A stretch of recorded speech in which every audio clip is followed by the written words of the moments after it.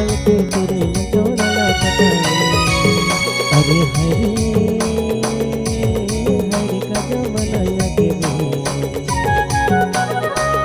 अरे हरे हरे का जमाना आगे में। आजकल के तेरे में जोड़ना पता है, आजकल के तेरे में जोड़ना पता है, आजकल के तेरे में जोड़ना पता है, आजकल के तेरे में जोड़ना पता है।